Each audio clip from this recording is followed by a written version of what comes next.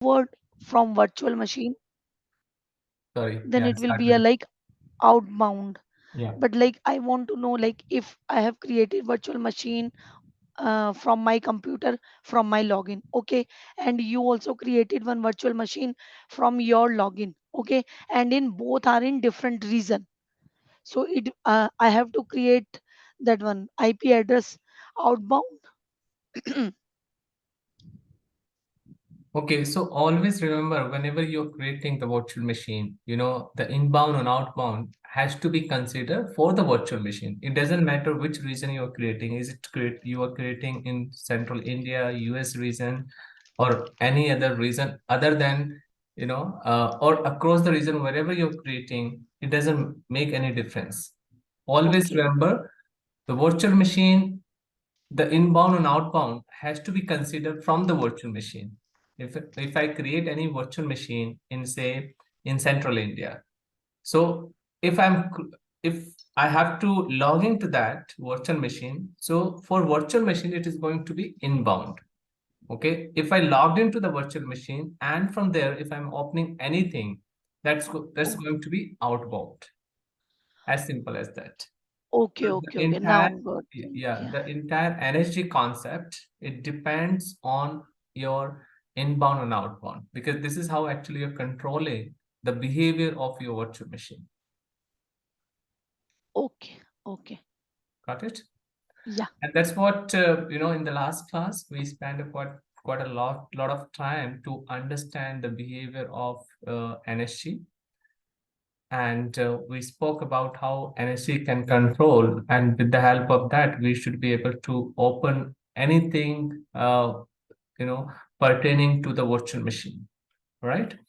In the coming sessions, we will be talking about something called firewall, but not today. Let me open the slide and we'll proceed.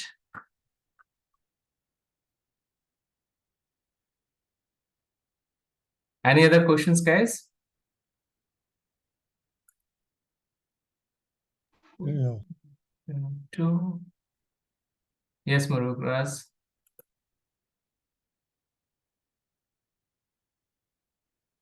Saswat. Okay, Murugas. No, Yeah, I don't please go have ahead. it. Please go ahead if you have any question. No, I don't have any questions. Okay, great.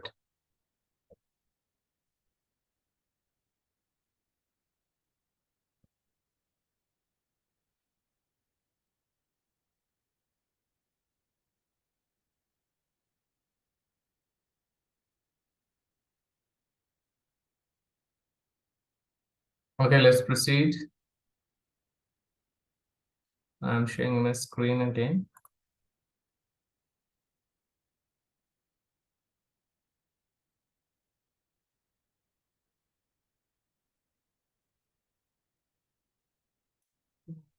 So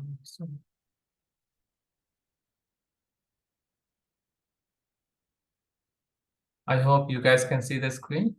If not, please let me know.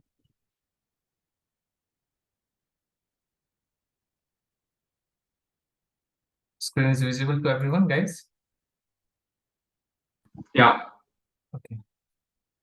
So moving further, we'll talk about the management tool. What are the management tools? What we have it? How do we manage the Azure, the Azure infrastructure? So of course, what we have seen in the last class, when we went through or walked through the Azure, we have different tool altogether, right? And the portal. Okay, how many of us have the portal now? Have you guys created the portal? I mean, Azure free account. So actually, I'm getting stuck in the payment option. So my like ATM is Visa, but whenever I'm entering the all the details of it, so there it said that we cannot proceed to it.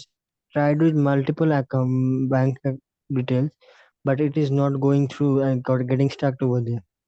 What is the error you're getting, Saswat? Like we cannot proceed with these bank details. Or like this? Okay. All right. We'll just have a look once and I'll let you know what needs to be done. You can send me, okay guys, this is my email address. In case any issues related to technical stuff or you have any question post the class also, you can drop me email here, or you can also WhatsApp me. Okay, this is the email address. Please keep it handy. All right. So let's come here and understand what are the tools. The tools, how do we manage the Azure portal? Of course, the one which you can see portal.azure.com, it is the GUI mode. It's a GUI mode where we can manage, we can create the virtual machine, we can create any other resource, we can create the virtual network, Azure Active Directory, anything we want, we should be able to do it from this portal. Okay, other than portal, what all the other options we have it? So we have something called Azure CLI, Azure Management CLI tool, and the PowerShell tool. Along with that, JSON template is also there, the ARM template we say sometimes. So three more tools are there. So if you click on this button, here it is, Cloud Shell.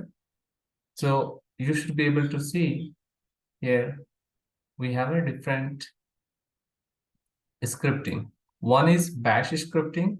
So Azure empowered you to have two scripting language. One is a bash scripting and another one is PowerShell scripting.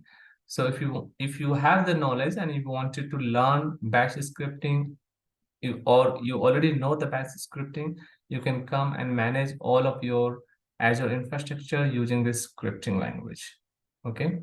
Now, the beauty of this console, what you can see is like you can always toggle between bash scripting and your PowerShell scripting. Right now, what you can see is a bash scripting. Okay. Now, if I wanted to toggle from here, I should be able to do from here. Just a single click and you are just coming back to the PowerShell. So you have a two terminal, PowerShell and bashes. These are the two terminals what you have it. All right. So from here, for instance, if I wanted to know how many resource group I have it in my Azure infrastructure. Okay. And so if I type here, get AG resource group. Okay. If I press enter now, so you can see now how many resource group I have it. I can get it 1, 2, and 3, 4. So I can run with one command line, commandlet we say in PowerShell, and I have all the details. So like that, we will be able to do multiple things with the command line. And don't worry, guys, we will be spending a couple of sessions here when we are going to create a virtual machine using the PowerShell. I'll let you know the basic nitty-gritty of the PowerShell. Okay, where we'll understand how the PowerShell works and how to take the help of PowerShell, as well as how do we create the virtual machine eventually. Okay, this is just for your demonstration. Like that, we can also create something on the something with the help of bash scripting. So these are the two couple of tools. Along with that, we also have something called ARM template, which is also known as JSON template. Please mute yourself. I have one question. Yes, Mururas. How many different PowerShell commands or batch commands are available? So we have 1,000 of commands. We cannot Okay. memorize it. Yeah, we have 1,000 of commands. So that's what I'm saying.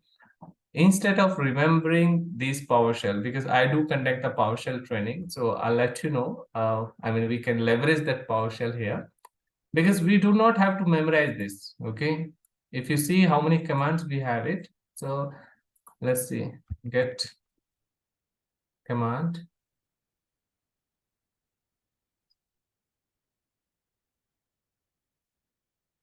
and I'll just put it in this and say count.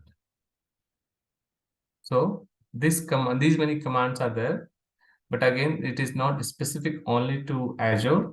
I have some M365 also. So altogether, 8,977 commands are there. Okay, so of course you will not be able to memorize, and we are the human, we cannot memorize it. So what is the best practice here? How to take the help from the help repository to get the desired result. Okay, so please hold your horses here. We'll come back here when we are going to create our virtual machine using the PowerShell. Then I'll give you some basic, tips and trick to how to utilize the help repository. And of course, we don't have to memorize anything. Okay. So for now, just understand these are the two interface or two more tools to control the overall Azure infrastructure for you. Okay. In addition to that, we also have something called template, template or JSON file. So that with the help of that also we can create or manage the Azure infrastructure. Okay. So this is what Azure Portal, PowerShell, CLI, and Cloud Shell. These are the couple of more plus the JSON template. Now there is another tool called Azure Advisor. Now what is that? Azure Advisor is what it gives you the report. It gives you a report, get productive, actionable, personalized, best practices, recommendation, improve the performance, security, availability of resources, identify opportunity to reduce your Azure cost. Now, what happens is, say we are just still learning, we are still learning something here. We are still learning Azure. Now, what happens, say we don't know anything about virtual machine. Okay, in a hurry without any plan that we created any virtual machine. Okay, let's understand in what circumstances it can be useful. So if I just remove this,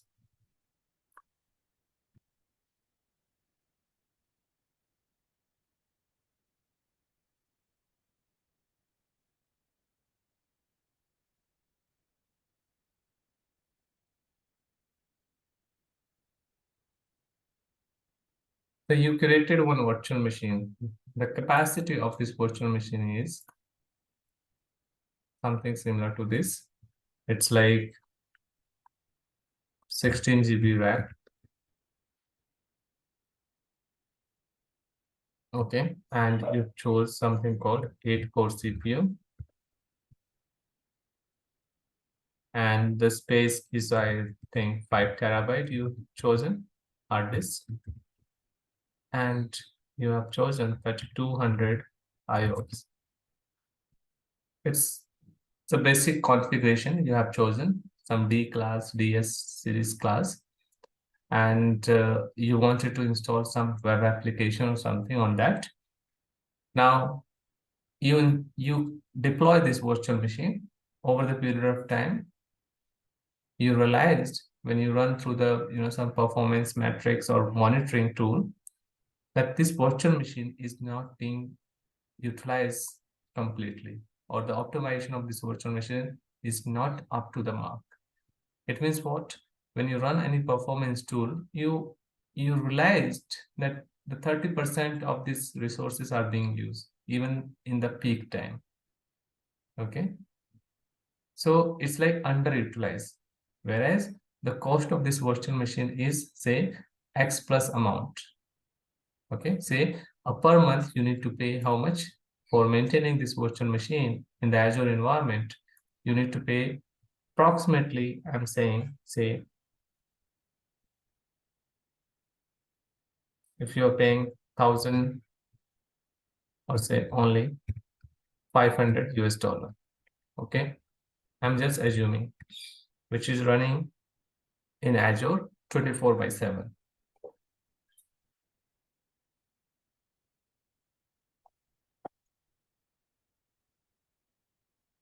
But in actual, you're not utilizing this virtual machine. Okay, so of course, end of the day, you're paying empty amount to the Azure. So in such scenario, your Azure Advisor comes into the play. When you run this tool against all of your resources, not only the virtual machine, it could be a SQL database, it could be, gateway, it could be um, any resources you can count, probably from AI prospect also. So this will run against all of your subscription underneath all the resources and let you know what best need to be done and where are you using this. So this will give you recommendation that okay, this virtual machine is not being used properly or it's not optimized correctly. You can resize the virtual machine. Okay, something similar to that. So Azure Advisor comes into the play and rescue us for spending more money. At the same time, if we have any kind of performance issues, for instance, in other way around, the virtual machine is highly optimized and the capacity of this virtual machine is not fulfilling the requirement, then it will ask you that, oh, go and increase the capacity of this virtual machine. Similarly, in the third case, suppose your virtual machine is not properly secure. Some ports are open, some non-ports are open on a public network. Then this Azure Advisor will assist you and give you a report that, okay, this is something that you need to work on, right? How do we get this tool? You can come here, type here something called Advisor. This is the one. When you run this Advisor, these are the benchmark like recommendation, cost, security, reliability, operational excellence, performance, or all recommendation. So when you see that all recommendation, these are the recommendation.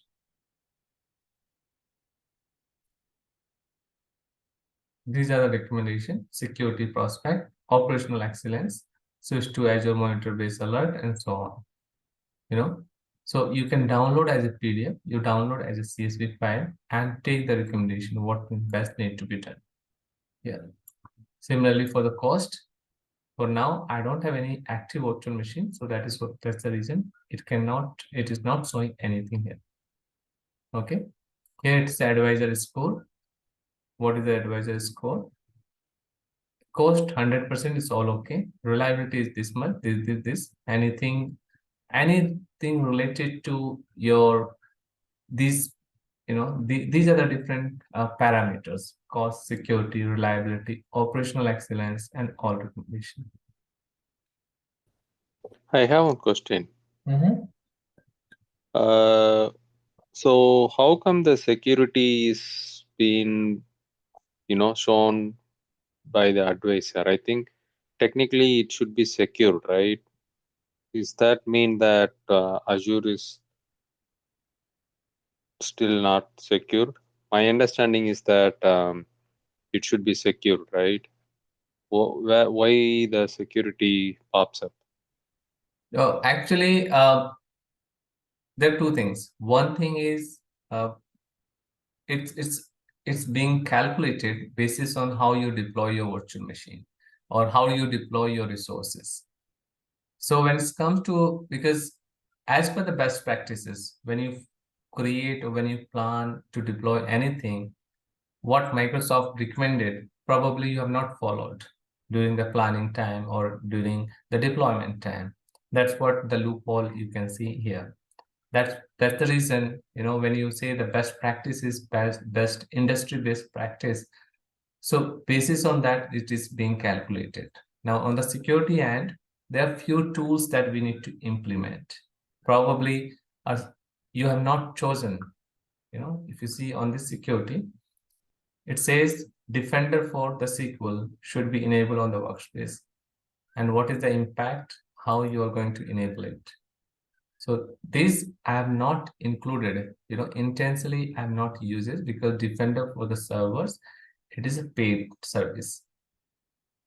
Okay, sometimes you can feel that, okay, certain tools, if we are not using it, that also it is being calculated, because it is a Microsoft product. End of the day, Microsoft do promote, such things.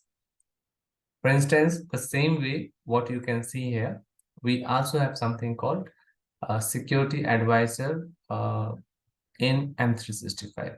So when we run it, I'll give you one example. M365, we are using in our environment, we are using CrowdStrike to protect our servers. Okay. And M365 tenant. So, but Microsoft recommend to use Defender. When we decline and we say that, okay, no, we do not want, then it will say, okay, then you have to choose something called I'm selecting, or I'm protecting my environment with some alternative mechanism. So when you run it, when you confirm to the Microsoft, then Microsoft will reduce this or remove this under their bucket, and then you should be able to see the correct score. So you have mentioned that instead of Microsoft 365 Defender, we are using Falcon CrowdStrike. Right. So in any Microsoft or Azure virtual machine, can we use any third-party applications Yeah, for we this? can. We can. Okay. We can use it. It's not something that we can't. We can use it. In fact, in our environment, we are using CrowdStrike to manage the Microsoft virtual machine as well. It's very much Okay. compatible across all Yeah. cloud. When you see the compatibility matrix, it's all Falcon is very, very powerful product. To be honest, since last 2 years, we have been using it across the endpoint and the server. Yeah, we are also using it. Yeah. So we can use it. Which product is that? It's here, Falcon Falcon. CrowdStrike. Okay. Okay, this is the one. It's a very powerful tool. It's very, very powerful. And it is one of the top company, you can say, to protect the endpoint servers or your cloud. We are also using for this identity management, Falcon identity management, to protect our identities, users, MFA and all.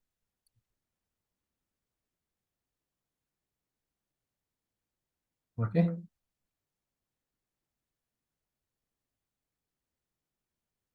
So this is all about advisor, guys, right? Now, security, privacy, compliance, and trust. That's also we need to understand. So what is the security? So when we talk about security, this is the defense, we say DDoS, right? Defense in depth. So what is happening here? If you see that in each and every layer, we have some sort of protections. Now, if you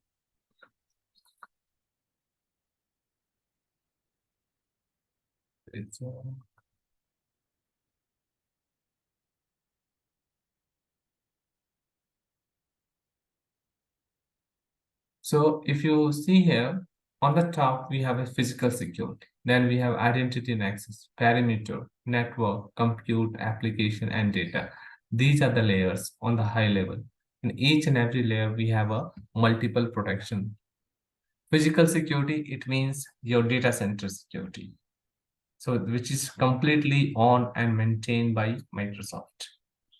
Microsoft is fully responsible for data center where all your data is being kept. They have the biometric system. They have the physical security, manpower to protect your data and your information. Then we have something called identity and access management. What is identity and access? That is being controlled by us as a subscriber. For instance, subscription, the subscription which we create, we have a full protection, we have a full control who all are can access this. Okay, how to delegate the permission to someone else. These are all the things that we can add it.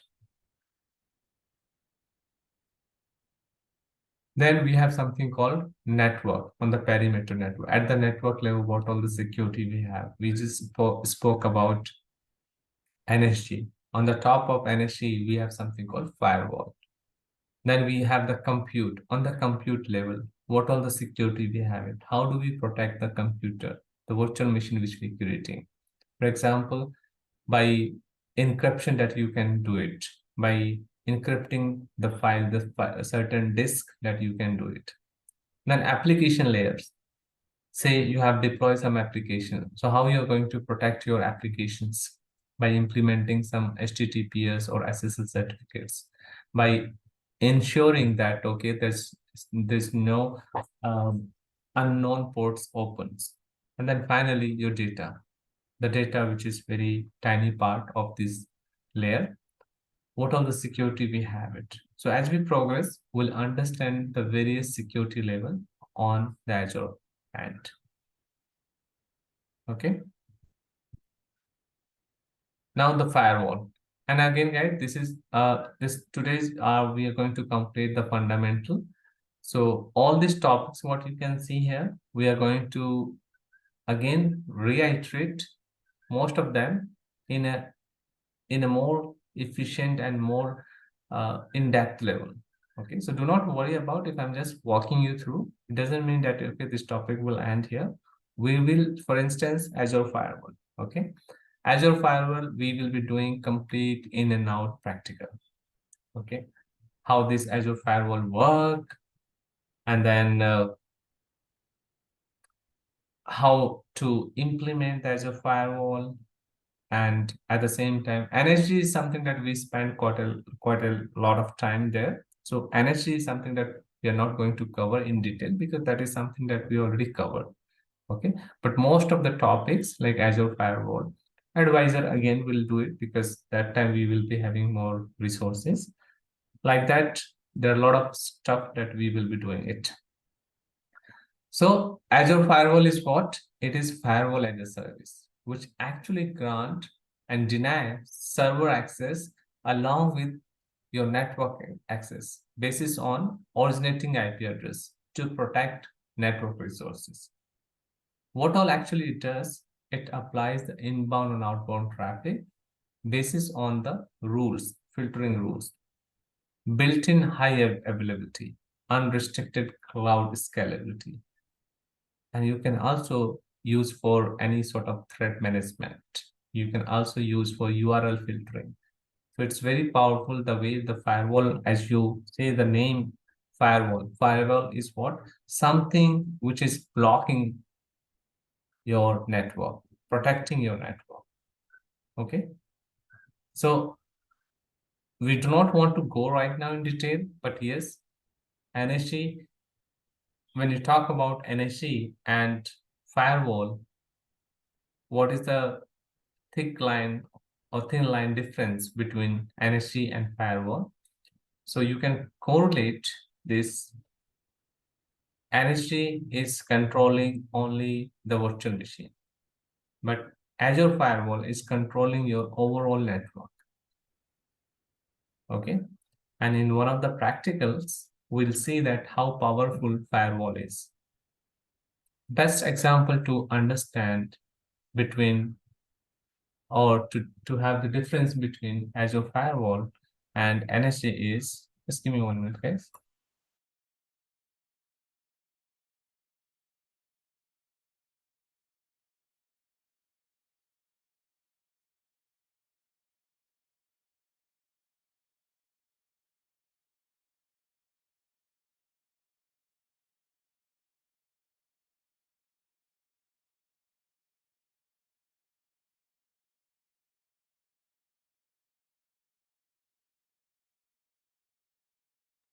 Okay, guys, I'm back. So to understand the difference between firewall and NSG, let's take one analogy. For instance, when you reach to the airport, you will be asked to represent your identity proof along with the ticket, right? So that police personnel or the force will ask you to represent. So once they will check, okay, this is your flight number, this is your ID proof, they will allow you. Now, after getting into the airport, you will be rushing towards your airlines or the flight to get your boarding pass and all, and you will be depositing all sort of your luggage over there. Now, once you get boarding pass and once you deposit all of your luggage, you will go through this deep security, you know, the security posture where you will have to, you will be scanned through some machine, or you will have to scan all of your personal belongings, for instance, anything which you are carrying. So the security personnels, they will do the complete filtering of you.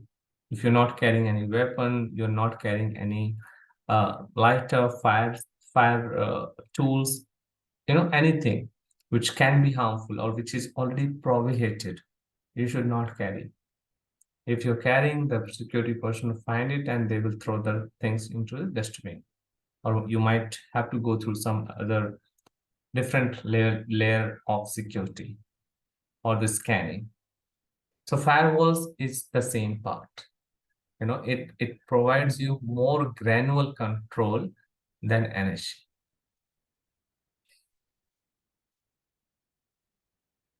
And this is your NSG. NSG, we have already seen what all that we have it.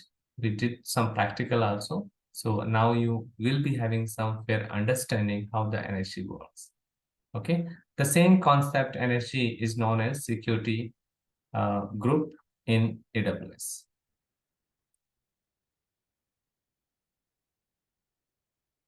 Now, authentication and authorization. What is authentication and what is authorization? What is your take, guys? What is authentication and what is authorization? Yeah, authentication is like suppose the whenever we are entering any credentials, so against that an OTP come. This is the like the any token is coming that is used for authentication. After entering the token, so we are allowed to use that application or the data that is called authorization. Yeah, okay. Now, can you give some more example, some layman example to concrete the concept?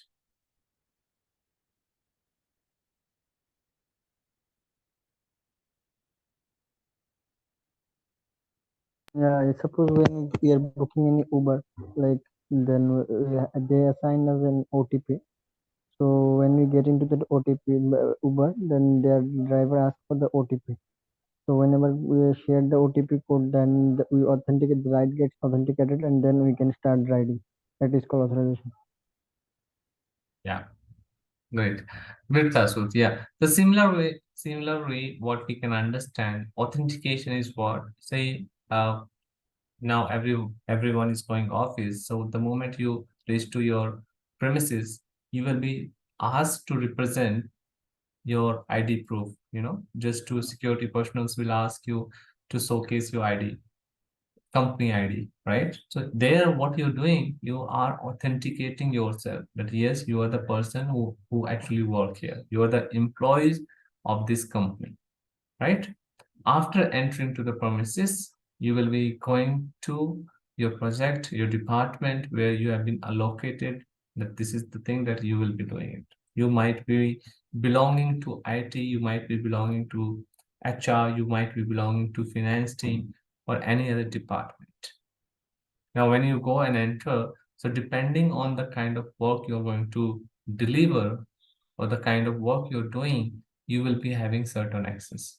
For instance, if you work for finance team, you might be having some access on the finance tool where you can see the pay slip, you can generate the pay slip of every employees, you can approve and discard some sort of claim or so on, so forth. And if you're belonging to IT, you might be having access on the network, you might be having access on the servers, you might be having access on endpoint, you might be having access on admin credentials. So depending on what kind of performance or what kind of your role, you're going to play, you might be having access. Why we are discussing this authentication or authorization? Because this is a part of identity access management. We have something called Azure AD, which is the identity access management in Azure. Okay, this is what. Okay, so in Azure Active Directory, we will be going when we have the dedicated section over there. We will be going in depth and understand how do we delegate the permission, how do we create the users, how do we create some enterprise applications or app registrations. Okay, so this is our Azure AD. Azure AD is what? It is a cloud-based identity and access management services. It has features like SSO, B2B, and B2C. Okay. And it also provides something called MFA. What is MFA, guys?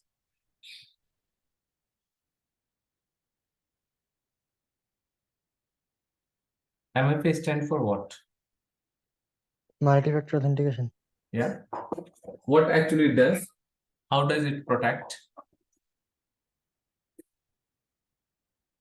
Yeah, it reconfirm the user's verification, like whether the user is trying to log in. So is it the authorized user, or is it the same user is trying to log in? So that it cross check or double check the identity of the user, and then it let them go to access whatever is trying to do. Yeah, it's identity-based, protection. And I believe everybody must have experienced this identity-based protection, right? Earlier, a very first time it was launched by the banking sectors. You must have experienced that it's an additional factor, something you know, something you possess, and something you are. Okay, basis on this concept, the MFA work, and which is also part of Azure AD.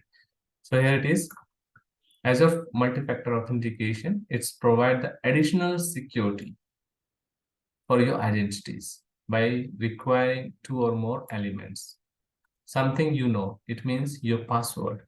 Something you purchase, it means your, now it is soft token. It used to be hard token earlier. And something you are, it means you are your email address, you know. So basis on this, your multi-factor authentication work. And multi-factor authentication, I believe everybody must have experience. Okay, so we are also using here in our organization multi-factor authentication, but now we are using some advanced format or advanced form of multi-factor authentication, where you do not need to memorize the password, which is known as passwordless authentication. Okay, you will be getting a prompt. For instance, we are using M365, we are using Exchange Online, we are using Outlook, Teams, SharePoint. So we do not need to memorize the password. Okay, the moment I supply the credentials, automatically it prompt me. Of course, I need to have the authenticator app, should be up and running fine. Should we have the latest updates? Once I have it, I'll have to just select the email address, and the password I'll be getting, or it's not password, it's some kind of number matching that I'll be getting in my mobile. Once I approve, I should be able to log in. Have you guys experienced the passwordless authentication on your Gmail? Have you configured? Anyone? No, no, no. Just give a try. It's a cool feature. For instance, I have configured for my Gmail also. Okay, so if I'm trying to access incognito, if I'm trying to access my account, so I'll be getting this authentication prompt on my mobile. Okay, so yeah, it's not coming, but okay, I think it will come to portal.azure.com. Okay, for instance, I've configured here. If I type the password, so it is asking me will send you sign in. So the moment I click send notification, I don't have to supply the password here. I'll be getting one approved or notification, a kind of random number. Once I approve it, I should be able to log in. This is called the password authentication, and this is we have implemented across all the users for our company. So all the users, they do not have to remember the password, memorize the password. They should be able to log in with this. So this is how actually it's performed using the Azure Active Directory.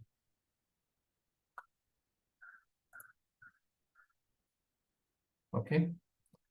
Now, something called security tools and the features that also we need to understand. Now, something called Azure Security Center. Now, this is something it used to be. Now it is like Defender. The term has been changed. It detect, access, diagnose, and close. These are the some of the security centers. Then we have something called ATP. This is purely changed by Defender for your Microsoft Defender for cloud. It used to be how actually it used to be. It's a cloud-based security solution for identifying, detecting, and investigation advanced threat, compromised identities, and malicious inside of the actions. So what all we need to install here? We need to install some sensor on the domain controller if you're running in hybrid environment, cloud services on your Azure infrastructure, and portal is like any sort of suspicious activity, we will be getting a notification on the cloud apps. Then the delegation part. How do you control or how you will grant permission? So this is known as RBAC, role-based access control. Okay. What is the use of this role-based control? The use cases is, for instance, I'm the global admin. We will be talking about these admin privileges. So global admin will have the highest privileges, okay, for any subscription. So if I'm the global admin for any subscription, okay, for instance, my subscription name is MSTN, okay, and this is my subscription. Under that, I have some resource group RG, and under that RG, I have this virtual machine, the one which you can see it. Now, being a global admin, I'm sitting at my company headquarters. Say it could be in New York, it could be in London somewhere. The company has a global footprint. They have the offices in US, UK, Canada, India, Singapore, or some of East Asia countries. So the person who is sitting at the head office, he is a global admin. Now, because of the time zone difference, he cannot manage each and everything. So he will be having some junior admins under him who will be reporting to him. So for instance, I have to, or he has to delegate the permission to some person in East Asia, say in Singapore region, to create some virtual machine. So he will be delegating this permission to the junior administrator. But at the same time, he will ensure that only creation privileges are associated with his or her ID. He will not give them a kind of full privileges. It means any sort of modification, deletion privileges, he will not grant. Okay, so that's what the delegation comes into the play. Right set of permissions you can associate with the user account.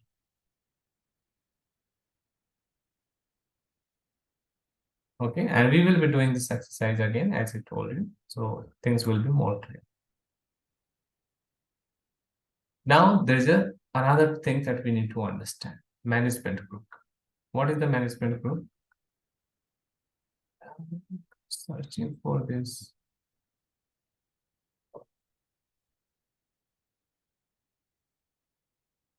Just give me 1 minute, please. Okay, I was searching this tool. Sharing my screen. Yeah, okay.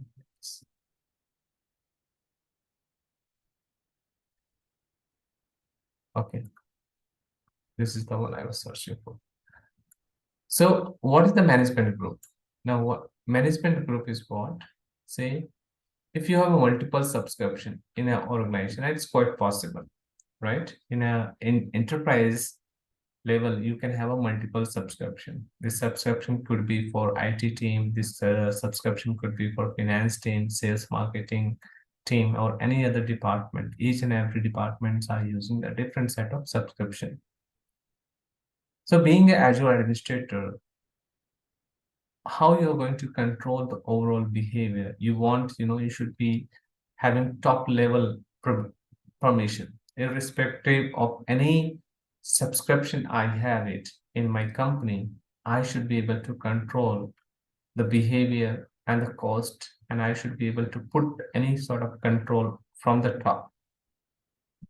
Okay, so that's what you have something called management group, or sometimes we say root management. Now you can see under the root management, you have some subscription for HR, IT, and marketing. Again, they have some dev and test environment, app, and some prod environment. And in a different region, they have the EA subscription here, and ESA. So from top to down, you can see there are multiple subscriptions. So here you will be having permission and you can create a policy. This policy will flow down across all the subscription. The policy, for example, you will not allow, or you should not allow to create the virtual machine for E series or probably H series, which is very, very high configuration, unless it is quite quite okay, or it's kind of requirement for the project. Otherwise, what will happen? The overall cost for the Azure will increase. So you will not allow by creating the policy. The moment you try to create, it will be prohibited, stating that your organization has put some restrictions and you're not allowed to create so and so. So in a single directory, 10,000 management group can be created, and it can support up to 6 level of depth. Means one layer, this is one layer, this is second layer, this is third layer. Like that, you can create up to 4, 5th, and 6th layer. This is the hierarchy from top to down. And each management group can have a many children. Group and subscription can only support one parent. Okay, so this is the role of root management group. When you have a multiple subscription and you want to control the behavior of this subscription, you wanted to have every sort of control and the permission. So you will be getting the permission on the top, and underneath all the permission will be granted to you. Clear?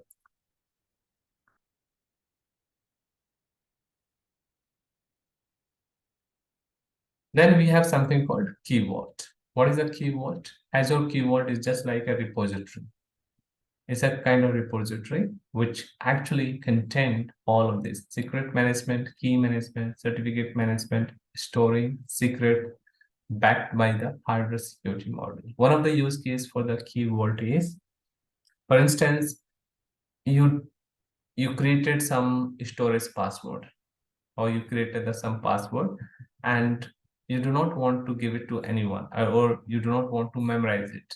So what you will be doing it, you will be storing the password in the key vault, and at times comes you will be recalling from the key vault for any sort of authentication. For instance, I store some password in one of the application. Now, whenever I'm trying to access that application, I'll be fetching it from the key vault. I'll be not keeping any password anywhere. Okay. One such tool we are using for our organization, of course, we are not using key vault here. We are using 1Pass. If you are aware, This is also password management tool. We are using one pass here, one pass. This is the password management. So we are using for our organization, one pass is what? It's for storing the password in a safe location or safe at any point of time we can just use it. So we are using the one pass for connecting to any server. For instance, we are using Beyond Trust to connect it, so the passwords are getting stored here under this repository. So it is a similar way what we have it. Okay. Then there's a concept called lock. Lock is what? It protects your Azure resources from accidental deletion or modification. Okay, so if I take you to here and I'll say that, okay, this is my resource group, and this is something that here it is the lock symbol. So what happens right now if I enable this lock? So what happens? Any resource group I'll not be able to delete. Okay, so for instance, I'll say not to not to delete, and I'll say lock type delete. Click OK. So if I lock it, and now if I'm trying to delete it, I'll be instantly getting some error messages. Okay, this resource group is locked and it can't be deleted. Now if I go back and unlock it, or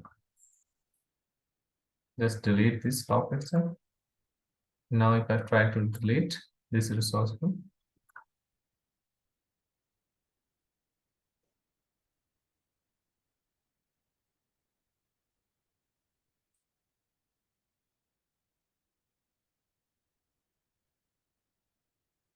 it is deleting now.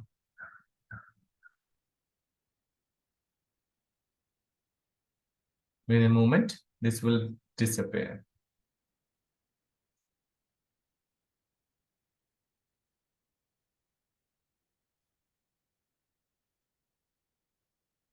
All right, so that is called your lock, and this is the functionality of your lock.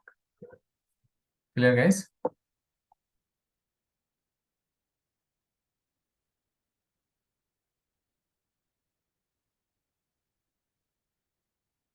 Any questions till here, guys?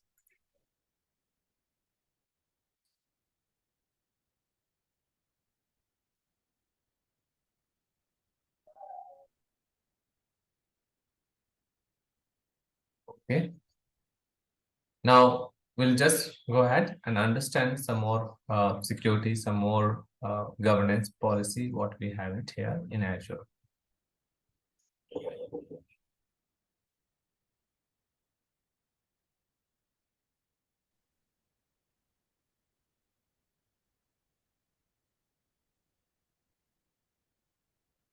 Before we proceed, guys, I just wanted to take 5 minutes break. If everyone okay, is it okay for everyone? Let's take 5 minutes break only. Now it is 8:30 a.m. We'll assemble again 8:35. Okay. Setting this 5 minutes timer.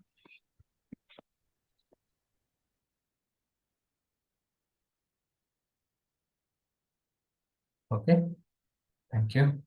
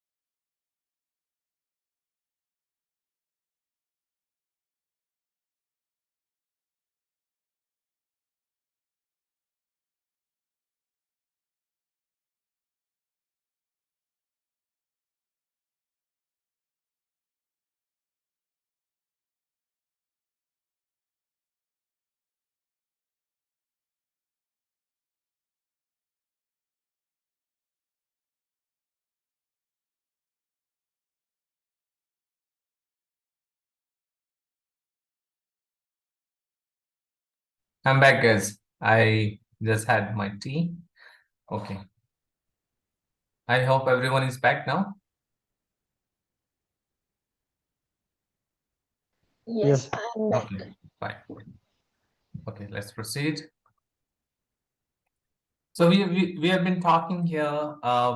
The lock is complete. Now there is one more concept, guys. What are the best practices for the security standpoint of view? Okay. Uh,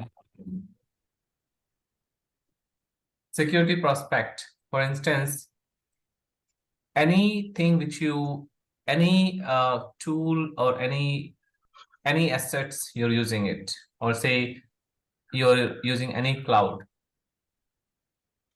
So what are the best practices? Or say you're using on-prem Active Directory, domain controller, Windows servers, Linux servers, Oracle database, network appliances, network device, firewall.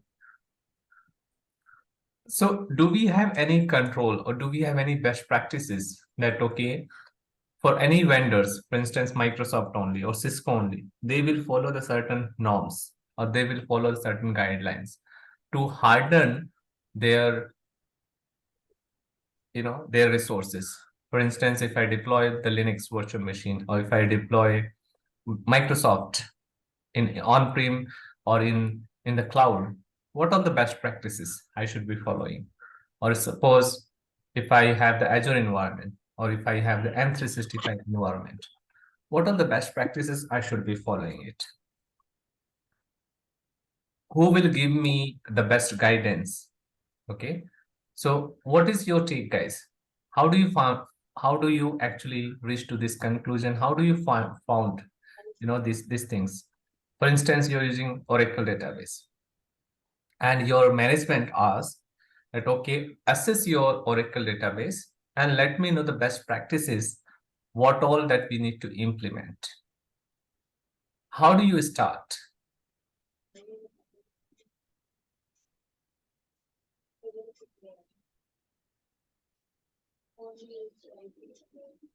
Guys, someone is speaking, so I'm not able to. The voice is pretty very low. It's feeble, in fact. Okay. Yeah, please go ahead if someone is saying now. Did you guys get my question?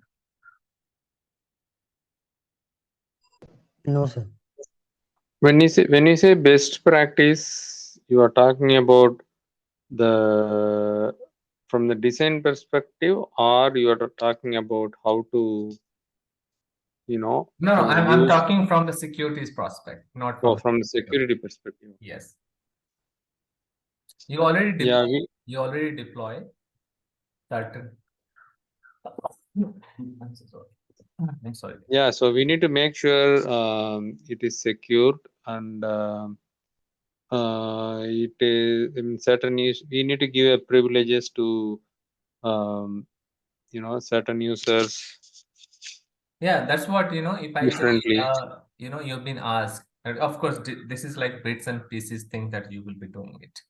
Now, as part of the best practices, all the steps that you are doing it, you're carrying out, or you're going to carry out, you need to jot down and convey to the management. These are the pro and cons implementing this kind of, security best practices. Because when you're going to strict something, you're going to create some kind of a kind of bottleneck somewhere, that, okay, certain things will not be exposed. For instance, Oracle database or databases, when you're going to put some sort of control, the impact of this certain database will not be able to access some public interface, or some other things happens. Similarly, if you are hardening something called Windows servers or something called Linux servers, so something will create some kind of disturbance, right? So you have to balance the security and the convenience hand in hand, right? So I'll not give some more riddle, guys, but just wanted to give, yeah, there is a possibility. And ever since this pandemic things happened, we started working from home, and now Of course, we are into the hybrid environment right now, but the things will remain same. During the pandemic, a lot of attacks happens. Ransomware attack. You must have seen that, and that is the reason nowadays companies are more aware, and they are investing. They are investing in security to protect their infrastructure, whether it is on-prem or in the cloud. Got it? Now, tell me, guys, how many of us have ever heard an organization called CIS? Anyone? Center for Internet Security. Yes, CIS framework. Yeah, you heard about? Yes, Or NIST? yes. NIST protocol. Yeah. Yeah. So you seems to be from SOC background, Saswat. Yes, sir. Okay. Yeah, so actually these two organizations, guys, Center for Internet Security, NIST, these are the best practices, non-profitable organization. Okay. Now, if I just do a little Google and let you know what is that Center for Internet Security. These are the based out in US, and this is non-profitable organization. Okay, founded in 2000. Now these organizations have the controls.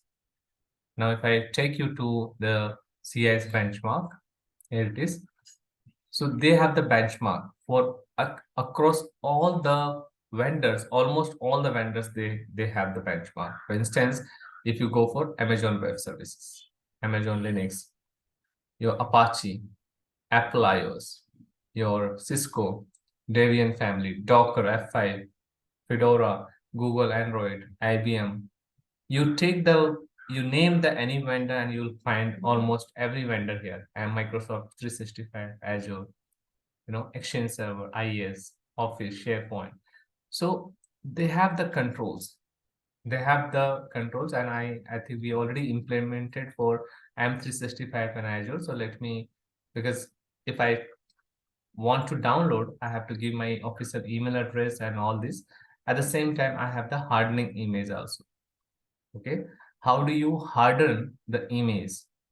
AWS Marketplace or say Azure Marketplace.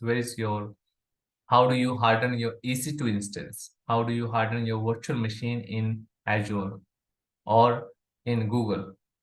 So these are the different level 1 and level 2. So let me just give you one detail which I already implemented for our company. This is something, the benchmark. So we have implemented for Intune, Azure, and 365. So let's talk about Azure. Okay, so overall, this PDF contain 300 plus pages. Okay, so now if I see here on the top, this is the CIS benchmark. Okay, now this benchmark, according to this, it says identity and access management recommendation. So if I click here, I have a two level here. Okay, it is there on the top, level 1 and level 2.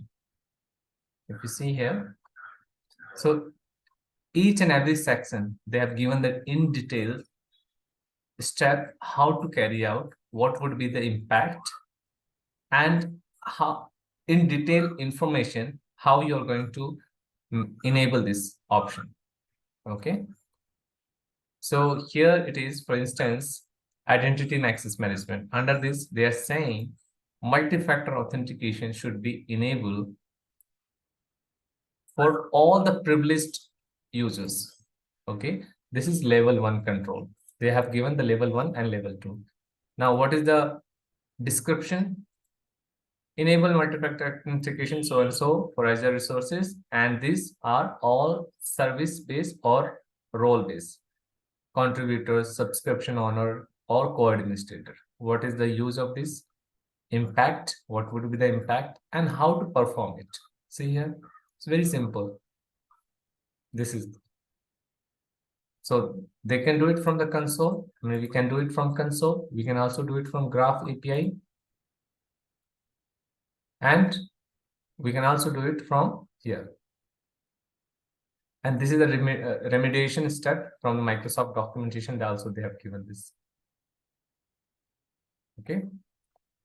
Similarly, we can say that all non-privileges users, this is the level 2, non-privileges users. It means users who do not have any kind of privileges. They are not service administrator, they are not contributor, they are not administrator. For them, what should be the MFA factors? So this is the impact, this is the rationalization. How to perform it? This is what they're saying to perform it.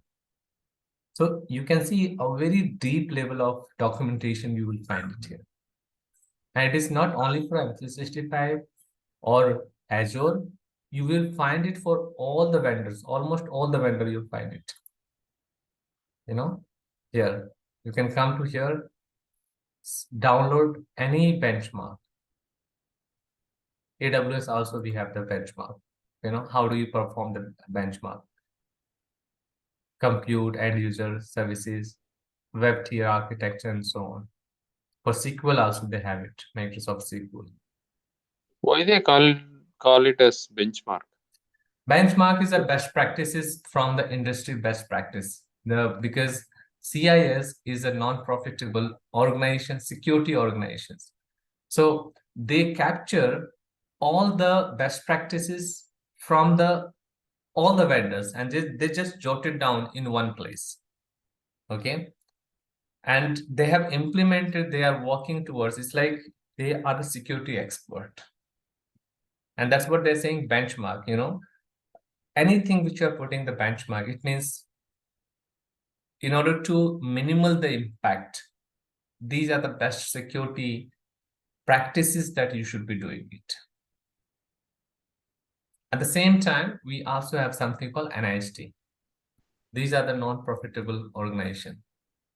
National Institute of Standard and Technology. This is also one of the organization, and it is quite old. You see that it started in almost 1 century ago. They have the different framework. Here it is a framework. There we have the benchmark. Here we have the framework, that how you're going to secure framework 1, framework 2, like that. So these two organizations are renowned organizations, and people do believe it. Okay. And it is not something that, one of the example which I share with you guys, we have a client called Experian, one of the banking client for us. So when we participate into their audit, we just follow that, or we convey that, okay, we follow the CIS and NIST benchmark as a part of audit. We demonstrated them a kind of documentation, what we have it, and the control. And they were quite impressed the kind of workflow what we have it, the kind of documentation, the kind of benchmark we follow it.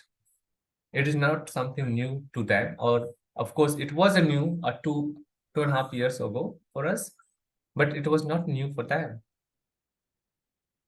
So it created eventually a kind of confidence that yes, this organization can handle us better. They by following these practices, they are ensuring the minimal attack to my infrastructure, to my cloud environment. Of course, there's no guarantee that by following this benchmark, you will not get any kind of cyber attack. But there's a high possibility if you follow this benchmark, this framework, the attack surface will be reduced. It is the same way, like what is the use of this seat belt when you drive the car? What is the use of, brake when you drive the car? Of course, it will not guarantee, but it will definitely give you a kind of better hand in terms of securing you. Okay. Now, why we are talking this benchmark or CIS, your framework? Because Microsoft has indirectly or directly they follow the benchmark. So the benchmark, when I say Microsoft follow, or AWS also follow, or all the cloud vendors, anyone nowadays they are following the benchmark. So it is a bias. There's no ambiguity that okay, Microsoft is doing this thing, that thing.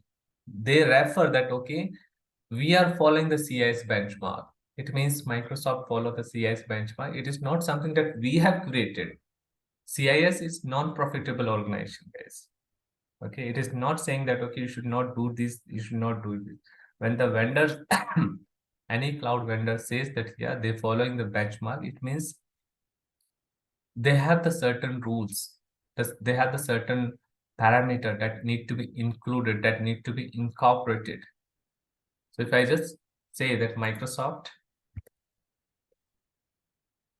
plus CIS benchmark. So here it is, Microsoft documentation. Okay. What CIS benchmark is, whose mission is to identify, develop, validate, promote, sustain best practices solution for cyber defense. Okay. These are the cyber control, and CIS and control map to many established standard and regulatory framework. These So are is this um, some framework needs to be installed on Azure or no installation. It's only the best practices. They will be talking only.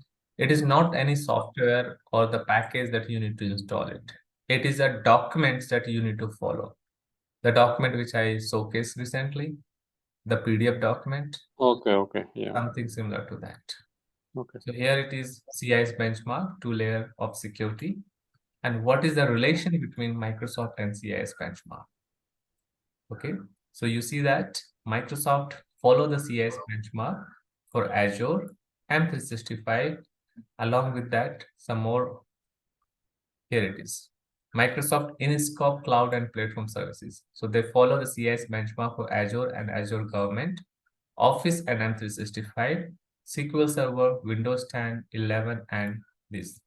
This is the, so here it is a list of, complete list of CIS benchmark.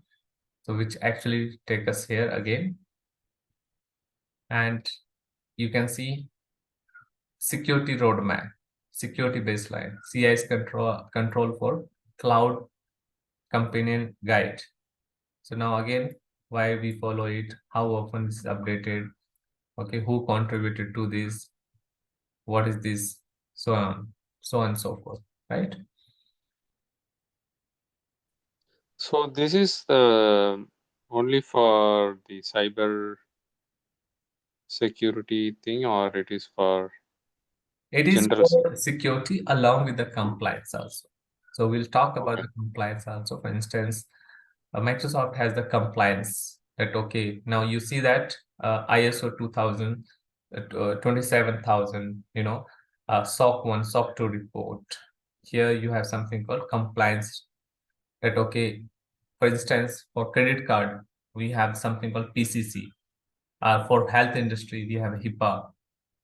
Similarly, they are so compliance.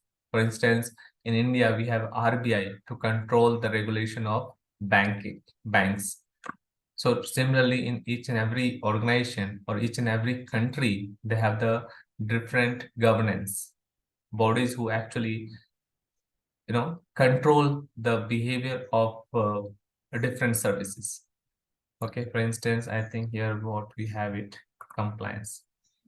Here what we have it, for instance, CSA star certification, GDPR, NIST, HIPAA, these are the compliance what Microsoft offers. So if I take you here,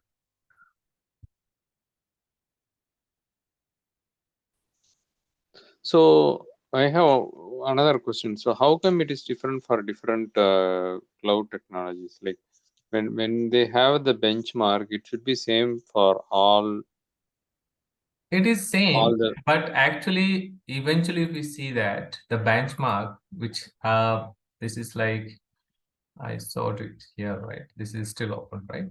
So the benchmark is there, but this benchmark is eventually it will be from the vendors only, right? If I own some application, So for instance, it is a Microsoft product. So Microsoft knows better than any vendor, right? So Microsoft will give you all these. The CIs is what is doing. It is fetching the best practices from each and every vendors. And this option might be different from the vendor to vendor. In Microsoft, these options, what you can see how you perform this. This might not be exactly same in AWS. This might not be same in the Google Cloud. That's why the benchmark is slightly different. But even eventual or end goal is to protect your environment, to protect or secure your environment.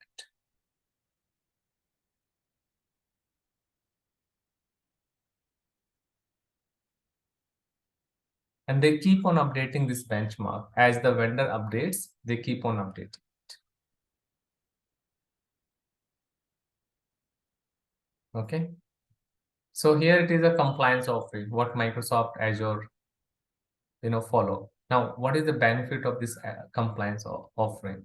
The benefit is the customers or the consumer gets more and more confident, because now it is like everything you can see, it's a transparent.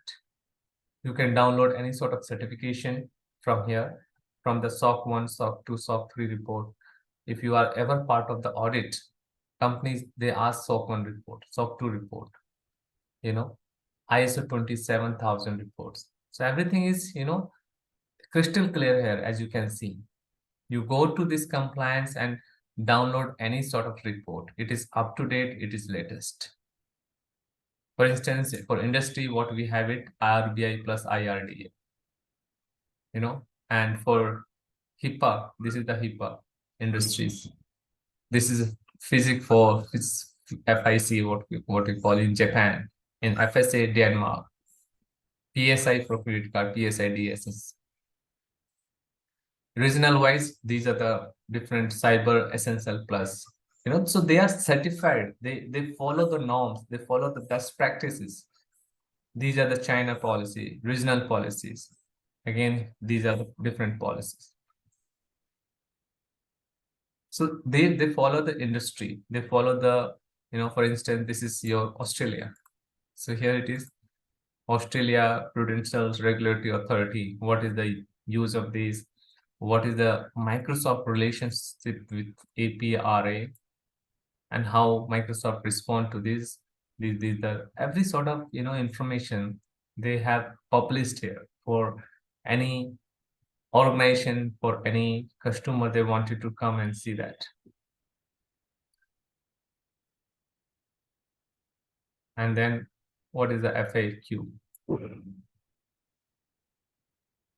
So this creates a kind of confidence to any cloud vendor when they create such reports, some compliance they follow, some industry best practices they follow. Say eventually, as a consumer, as a customer or subscriber, I get confidence, that yeah, this company or this vendor is keeping everything transparent, and on top of it they follow the certain norms, certain criteria to secure my environment.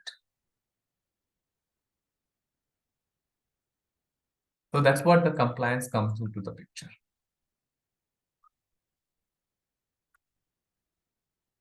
Clear, guys? Any questions so far?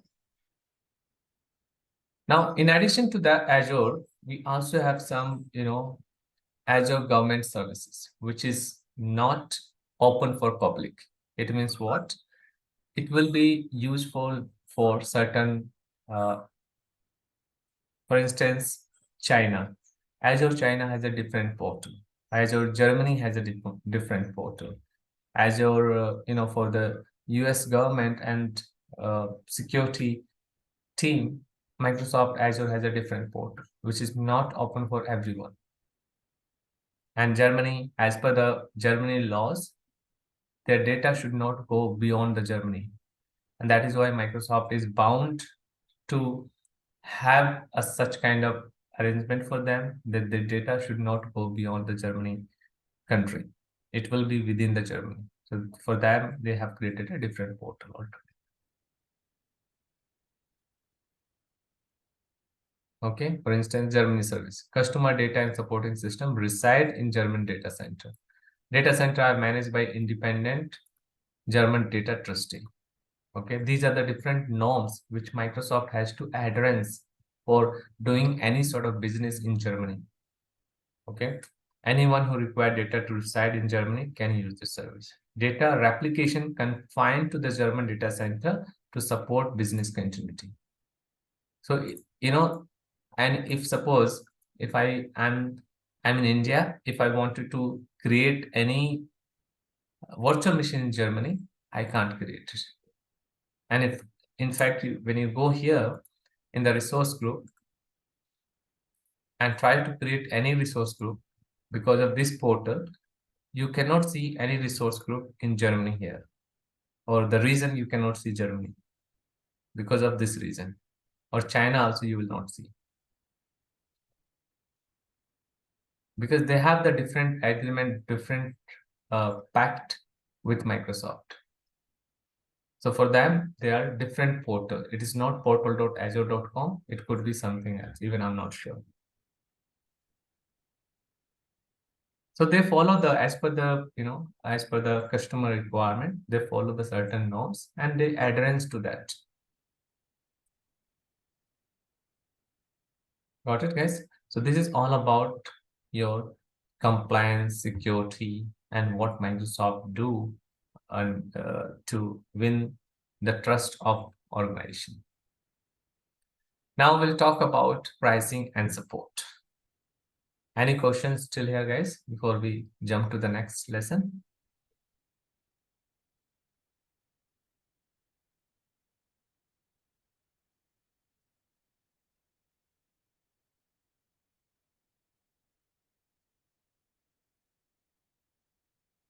Okay, let's come here and understand this part. So pricing and calculator. How many times you often asked by your management, or how many times you only sometimes think that, okay, in a general term, when you go for your mall or somewhere, you do window shopping. What is the use of window shopping? Just to get some fair idea. Suppose if I want to purchase any Apple watch, so if my budget allow, I'll go and purchase. If not, I'll just go for window shopping and check it out. Okay, how much latest Apple watch cost me? And next time onwards, I'll just prepare in my mind, okay, within 2 months, within 3 months, this is the budget, and this is the something that I should be doing it in order to purchase my Apple Watch. Same thing here in Azure pricing calculator. It is like for anything which you're going to do, anything in sense that any sort of resources you're going to deploy or create in Azure environment, you have some pricing tag over there. You need to figure it out, or in a simple layman term, let's do this way. You have been asked by your management that, okay, I'm exploring, or we are exploring the POC, proof of concept, for Azure. Now, before we go and just deploy any sort of virtual machine or any sort of database or storage account, I want to calculate what would be the end-to-end cost if I suppose deploy 2 database, 2 virtual machine. Can you help me to calculate how much it will cost per month, per annum? So how do you reach to this conclusion? So for this, we have something called Azure pricing calculator. The pricing calculator help us to determine the lump sum idea. It's why I'm saying lump sum, or kind of, it's not accurate, but yes, you will be getting a kind of lump sum idea. Yes, this is something that I need to pay if I'm creating this many virtual machine, if I'm creating these many databases, and so on. So how do we calculate? Let's go and do the practical. So for calculating anything, what you can do here, you can come here and type Azure pricing calculator, okay, on the Google. You will see here pricing calculator, and this is your pricing calculator. Let me delete anything which we had created earlier. So here you have something called any product, you take it. For instance, if I take the virtual machine, okay, so it is coming down, and I can take the SQL database also. So let's take one by one. Now here it is. It's taking the old thing, but let's try to take it, no problem. So first of all, it will ask the virtual machine. I'm saying Win server -1. Okay. Now it will prompt me to select the region. I'm selecting East US and say operating system Windows. You can choose the Linux also. Type OS only or any SQL server. I'm saying OS. Tiers, what is standard, basic, standard, whatever you feel so. Let's take standard. Category, all you can select from here, or you say computer optimize. So when you select the compute optimize, you'll see all series here. Okay. Or you can say, you can also select general purpose. When you say select general purpose, D series will come. So say, we'll talk about all these series, not now. We are just exploring the calculator, guys. So don't worry about it. So I'm saying, let's take any example, DS series, okay? Now for the DS series, what is the configuration? These are the different configuration. Let's take one example. Say 14 GB RAM, 28 GB of temporary storage, and it will cost me $0.56 per hour. And I'm saying this virtual machine is only one for now, and this is like 24/7. So if I choose this virtual machine, which is there in East US, general purpose, this is the configuration, and it's running 24/7. So I have to pay how much? $408. Because again, your license is here. $408 per month I need to pay for running this virtual machine in the cloud for the tenure for 1 month. Okay. This is what I need to pay end to end. Okay, you can change the currency from here. I think you can change it to INR. It's this much. So around 33,496 rupees you need to pay only for this. Okay. Now let's understand some of other factors. Now if I change the region East US to West US too. Okay, I'm changing the region. Now come here and see the price.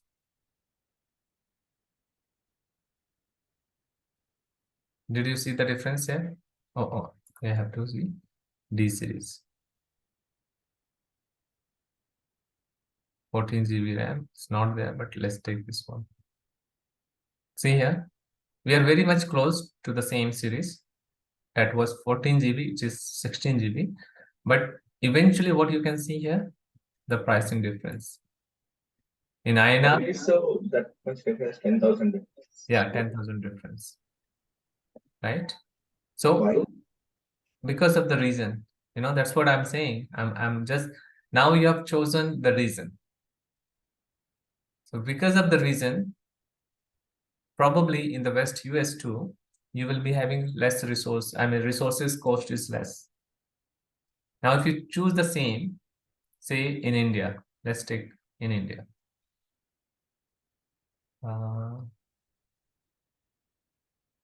India, let's take it in Central India. Same configuration, it is less. So are you guys getting the point? It is impacting, the cost is directly impacting your reason. It means the moment you change the reason, the associated cost will vary.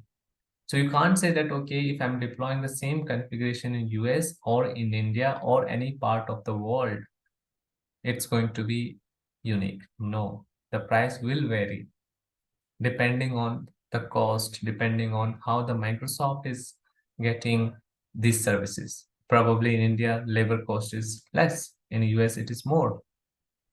The resources to build the data center is less in India.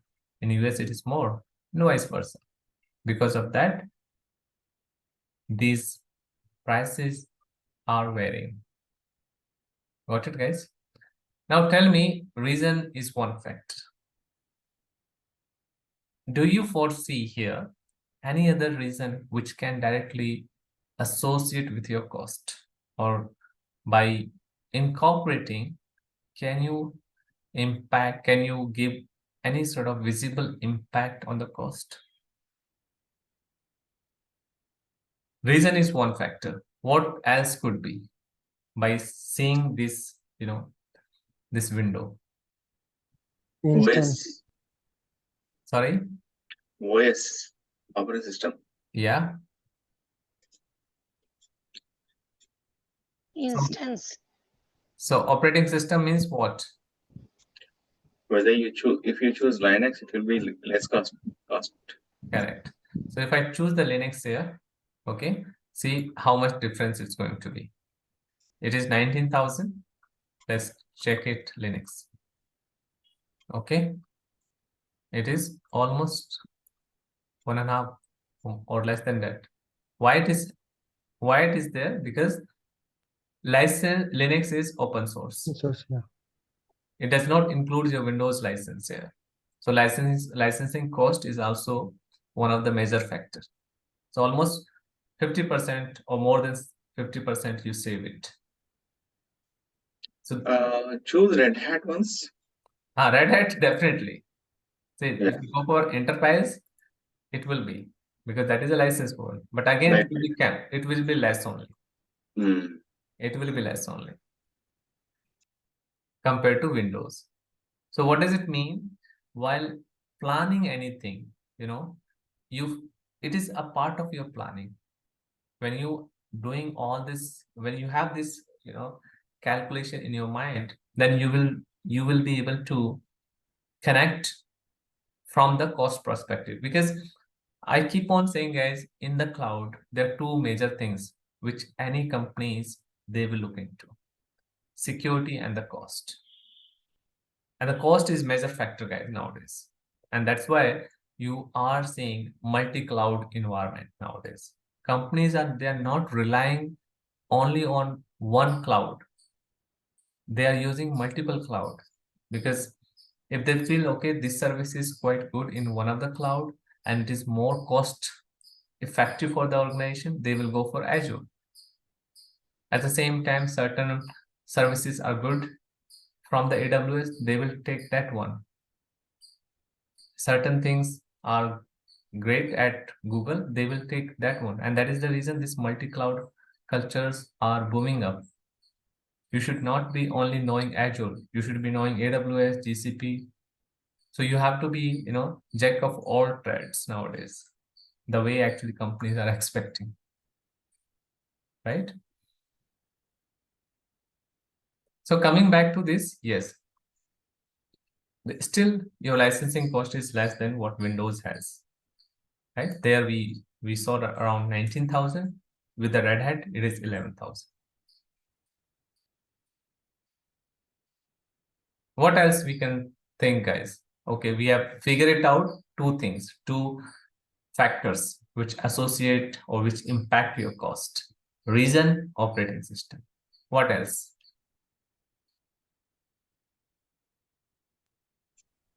RAM Category. instance. No, we are not going to change. See, in respective of any reason, we are keeping the same instances, right? It's like close to the same Okay. instances. So we are not going to change this. Any other factor? Yeah. Sorry? Category general purpose is the Yeah, but the moment you change the category, your instance is going to be changed. So we are keeping stationary this part. We are not moving anything. We are keeping this value constant. What are other things you can see?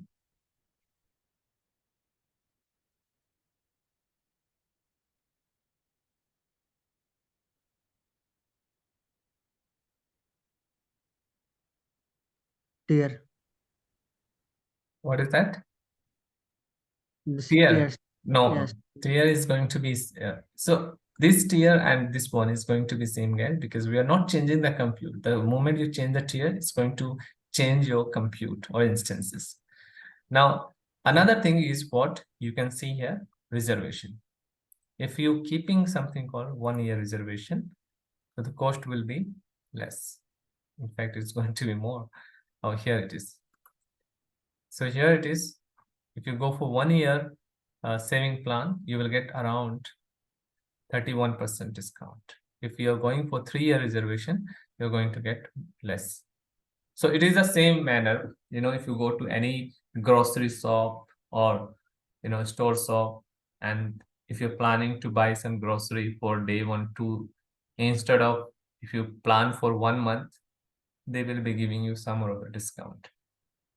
So in this way, if you're giving a kind of commitment that, okay, this is the instances, this is the virtual machine that I'm going to keep it for the 1 year, then Microsoft says, yes, then we will be giving you 31% discount. If you're giving or showcasing a commitment for 3 years, then we will be giving you 55% discount. All right. That is another way to save the money. Otherwise, you go for pay-as-you-go model.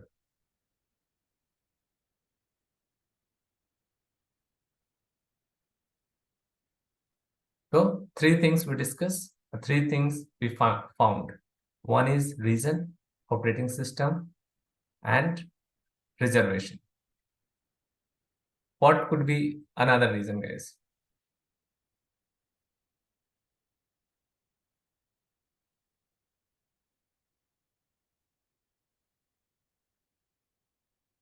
What could be another reason?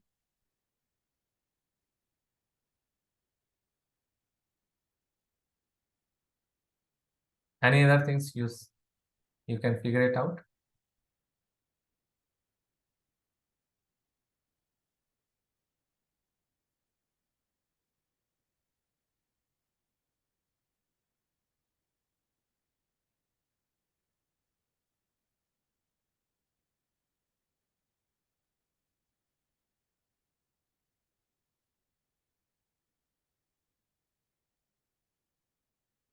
Okay.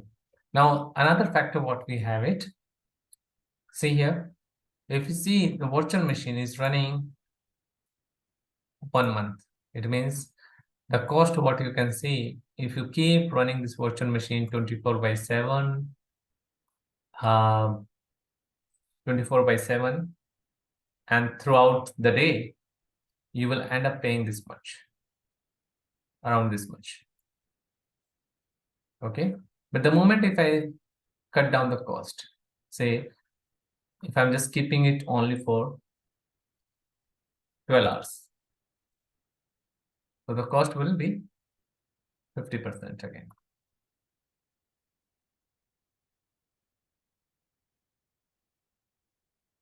Now, the $1 million question could be how it is possible to have 12 hours. It is possible, guys. When you talk in the larger scale, you will have to do a kind of optimization. You will have to do a kind of due diligence to figure it out how many virtual machines you are running in your environment. And not all the virtual machine will be business critical.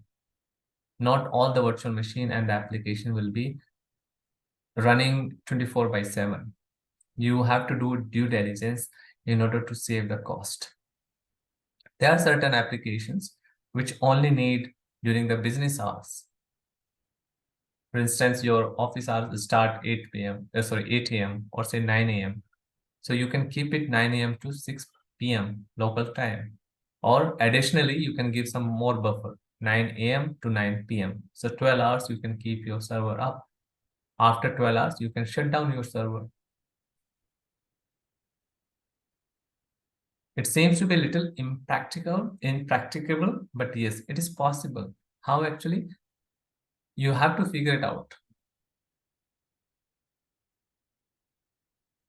And in one of the virtual machine, the properties of the virtual machine, if you ever noticed during the creation of or deployment of this virtual machine, I told you it is possible. For instance, in the virtual machine, when you go to the virtual machine, there is a section here in the virtual machine. Now it is when you create under the management, you have a shutdown option, right? Enable auto shutdown.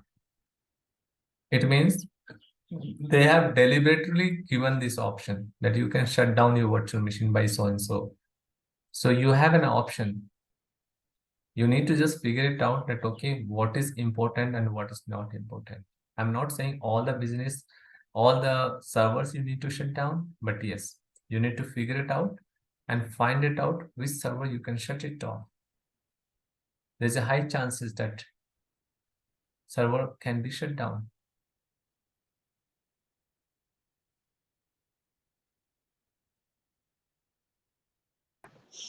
So the shutting down is to reduce the cost, is it? Right? Yes. But last week, I think when we discussed shutting down won't, you know, um, Yeah, I told the same thing. But at the same time, I also told you if you shut down the virtual machine, okay, and I'm saying today also, it doesn't mean that you are going to get rid of all the cost because associate public IP will be used, associate storage will be used. So it will not ensure that it is going to be zero. But as at the same time, I told if you're paying, say, $100 or $100 to keep your virtual machine up and running fine, and you're shutting down. So this $100 will reduce to only $20 or say $10 because it will be shut down status. Only the charges will be applicable for your public IP, for your storage which you're using it. But in terms of ratio, it will be almost 70 to 80% cost reduction. You can do it. okay. I thought the other way, like if I shut down, probably I'll save very Not less, like 100%, not 100%, but at least you will be saving 85% of the cost. Now, this is a good catch. Now, another good catch could be here. You see here, there's something called auto shutdown. It means you can enable this auto shutdown. But do you ever see here auto start? Do you see anything, any option, auto start anywhere?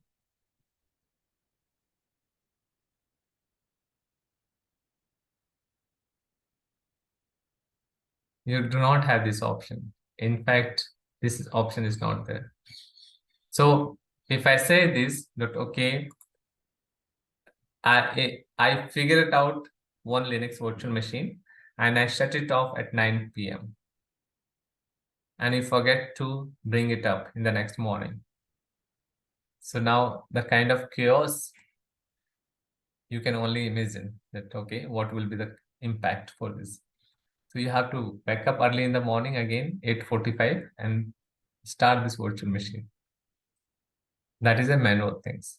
But we can automate this using the runbook. Okay, in Azure, we have something called runbook, automation account. By utilizing this, we can schedule any number of virtual machine to shut down and start up automatically by so and so time. Okay, we are just talking, say we are just talking weekdays. Again, if you're talking from the cost optimization, you can talk about weekend also. Weekend, if you say, if it is not a business critical server, in the weekend, you can keep it 24/7, you can, shut it off. So if suppose in a month, if you're getting 4 weekend, not 4, in fact 8 weekends, then you're going to save more money. And we are talking, remember guys, we are just talking only one virtual machine. Probably in your environment, in a large scale environment, you might have more virtual machine. So into whatever the virtual machine you have it. So we can automate it using the runbook or automation account, which is part of our practical demo. I'll showcase when we are going to do this module.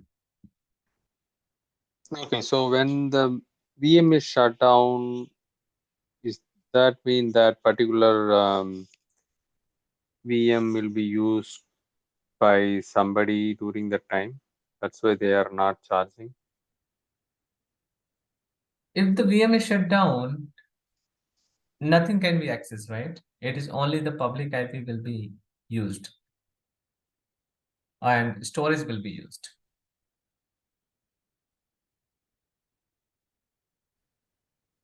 Okay, so That is nobody why, will be. yeah, no one will be using it. And use from the use prospect, you need to figure it out, right?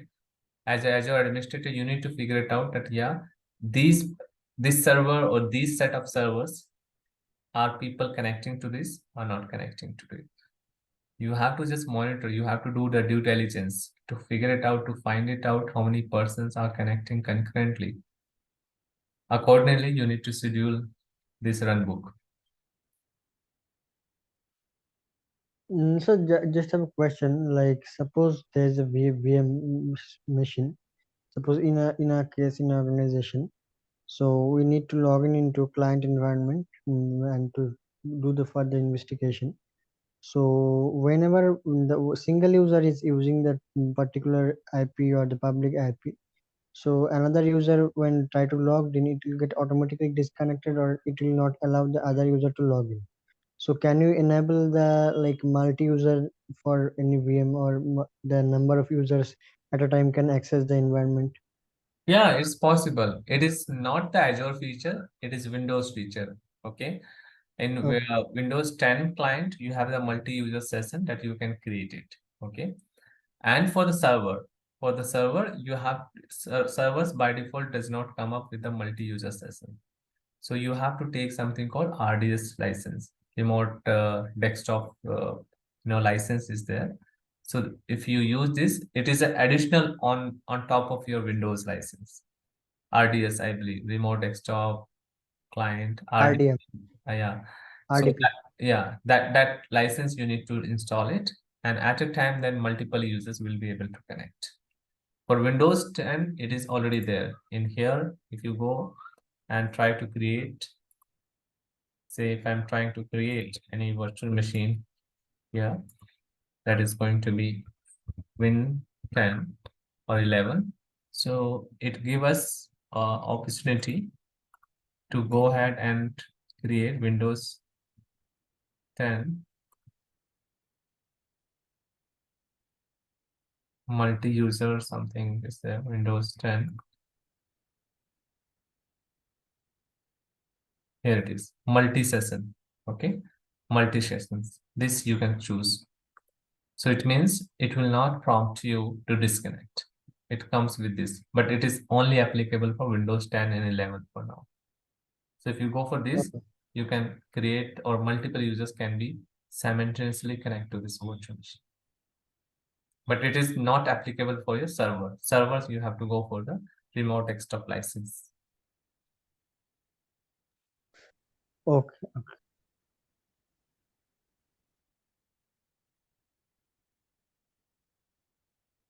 So coming to the pricing calculator, guys, is it okay? Is it clear now? Any further questions, guys? So overall, we What was the question about the multiple users on the Windows? I didn't follow his question. the question was, if I suppose connect to any virtual machine, so I'll be if I'm already connected and you are also trying to connect same virtual machine, so the first session will be disconnected. Okay. So to overcome this, you can go for multi-session environment. for client. But if it is a server, then you have to go for RDS license or RDC. One virtual machine we can connect, only one person can connect at one time. Yeah, one virtual machine can be connected by only one. If you work, Really? yeah, it will be disconnected if another person is connecting. Hmm, that is strange. Yeah, it is So, like that only. If you're trying to connect remote desktop, okay? If you're trying to connect remote desktop, this is the default behavior for Windows. oh, for remote desktop, okay. Yeah, remote desktop, we are saying. Okay, not for the regular VM, like, No, remote desktop. okay, that makes sense. Okay. Okay, guys, so on the pricing prospect, we have seen that how this pricing calculator is being calculated and what all the factors are impacting your direct cost. Reason, operating system, your reservation, and the number of hours that you keep your virtual machine. So these are the 5 factors which impact your cost. Now, apart from this, there is one more calculator. So what is the problem statement? Let's understand. Now, in second attempt, okay, in the second attempt, in the first attempt, okay, we use one of the hypothetical situation where you have been asked to calculate, okay, these many virtual machine that you are going to run, these many database you are going to run, tell me the tentative cost. You calculated and given to your superior or the management team. Now the management team again coming back to and asking, oh, these many costs seems to be impressive, but I want to know that, okay, we already have the on-prem environment ready. I mean, on-prem data center where we are running some virtual machine, say Windows virtual machine, some EXSI, some virtualization, some database, some storage. Now tell me and calculate, if I take all of this workload to Azure, environment, how much I need to pay. So for this, we have another calculator which is known as total cost of ownership calculator. Okay, TCO, total cost of ownership calculator. Here, this will give me all the information. Again, it's going to be lump sum. It's not accurate, but it will help me to determine that, okay, these many workloads are already there in Azure, in on-prem. And if I take this workload to the Azure, over the period of time, how much I'm going to save? 1 year, 2 years, 5 years, 3 years. What would be the comparison cost if I keep this workload running in my on-prem environment, and at the same time, if I'm keeping it in the cloud, how it is going to impact? So here it is. You see that Windows Server. I'm keeping one of the Windows Server virtual environment. What is the virtual? You can define it. These all of the workload that you need to define. Operating system, Windows or Linux, anything you can keep it. Licensing, data center or standard. How many virtual machine? I'm saying that 2 virtual machine for Windows. And what is the configuration? 4 core, 16 GB CPU optimized. Linux, I'm saying physical server. Okay, you can keep it virtual also. 2 virtual machine. Or what is the hypervisor? Here you can see this is my hypervisor. Core, 8 core, and this. So this is how many virtual machine I have? 2 virtual machine, 2 Linux virtual machine, and 2 Windows virtual machine. Here also the hypervisor. Okay. You can change to VMware also. It's up to you. Then database. How many database are running? We are just saying that, okay, this is my workload for on-prem data center. Okay. This is my database, MySQL, virtual environment, operating system Linux, 2. Here also I'm saying hypervisor, 16 GB RAM, and then storage. Storage is SSD, 2 terabyte, one is for backup, and so on. Network is this much. And destination is East US. I'm saying next. Next is what? It's saying, it is asking that, okay, do you have any kind of software assurance program or coverage? So it says, if you have it, you click on yes. If no, say I don't have. Okay. Then replication, virtual machine cost, electricity cost. This is your electricity cost. These all are assumption based, guys. If you feel this is not correct, come here and change it. These all are editable. You can change this value. You can change the IT level cost. Number of physical virtual machine can be managed by administrator. Other assumption. These are the different assumption. One core for this, you have to maintain this. Hardware maintenance cost, this much. Your electricity cost. Then software cost, on-prem operating system licensing, this much. Linux licensing cost, 0. Electricity cost, here it is. Then virtualization cost, this much is virtualization. Data center cost, networking cost, and so on and so forth. Okay. Database cost, data warehouse cost. So all these are basis on assumption, guys. These can be changed at any point of time. And then when you click on next, so this is the report. So it says over the period of 1 year, if you're keeping the same workload, what you have it on-prem versus Microsoft Azure cost, and keeping the region East US, you're going to save $27,919. If you change the time frame to 3 years, you are going to save this much. Okay. Now again, it will give you the complete breakdown where all that you are spending money. It is your on-prem for over the 3 years. This is Azure cost. So you say that compute 49% here, 17% for data center, 10% for networking, 19% for storage, 5% for labor. Here is this much, 70% for compute, data center cost is 0, networking cost is 0, storage cost is almost same, labor is also same. So you're saving money here. Again, what all the cost breakdown? This is the cost breakdown. You can download the report, share it, or save it. So I need to drop actually today. I have office, so Sorry? I'm dropping. Yeah, sure, no problem, Saswat. We are about to finish after this. Okay, sir. Bye. Bye-bye. So like that, you change it to framework 2 years, and you're going to see this.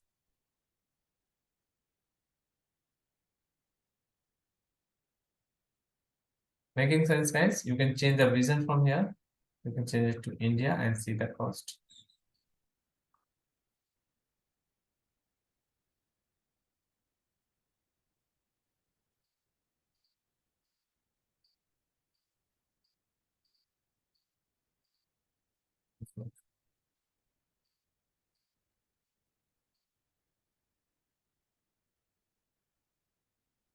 Questions, guys?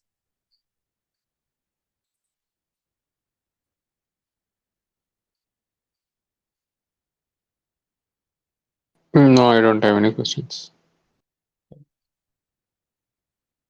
So that's it for the fundamental, guys. We're all good to go with the fundamental. Now it is time to take the fundamental exam if you willing to enhance your skill set in Azure.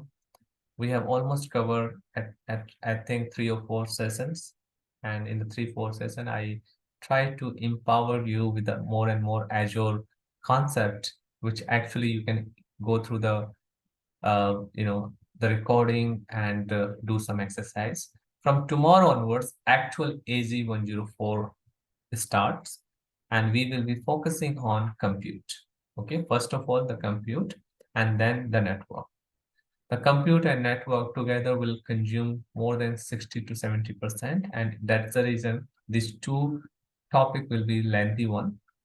But once we complete these two topics, the rest of other things will be like 1 or 2 days. I mean, since we are working, since we are doing this weekend, that will be like in 1 week we are going to cover two topics like that: the backup, then restoration, then DR. So these topics, network and compute, is going to be more time consuming.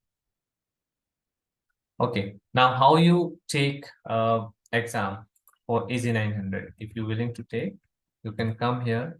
A very first thing you have to go here. It cost around $99 something. Yeah. So you can come here and go through all this fundamental concept again. Of course, whatever we have done it, but if you, I will recommend to go through all of this learning path, which is quite free whenever you have time. Okay. And in addition to that, okay, there's a events. You can type my event Microsoft events.microsoft.com. Now, almost 1 year ago, guys, let me search and let you know what I'm trying to do. Fundamental. Okay. You can come here and see that if it is not closed. All right. So you're lucky enough, guys. What you can do is, if you really want to take this exam, okay, so the cost of this is $99. In India, it will be close to, I think, how much? 8,000 now? Okay, it's close to 3,696, close to 4,500, including GST and all. Okay, if you really want to take this exam without spending a single penny, whether you are at India or the US, if you really want to take this exam, what you have to do, come to this site, okay, and register instantly. I would say register instantly, because this offer will go away. Okay, now what you have to do, what you will be, it is fundamental only. Okay, it is fundamental only. So you'll have to see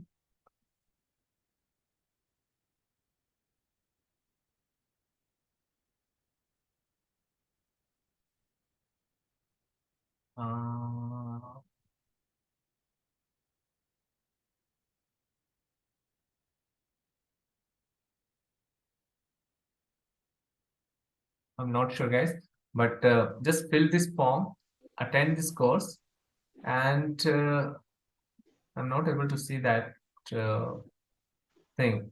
What happens is, once you fill all this form and everything, and when you try to register this exam, and the email address which you had given here, the moment you give this address, at the time of registering the exam, you will be completely free from any sort of cost.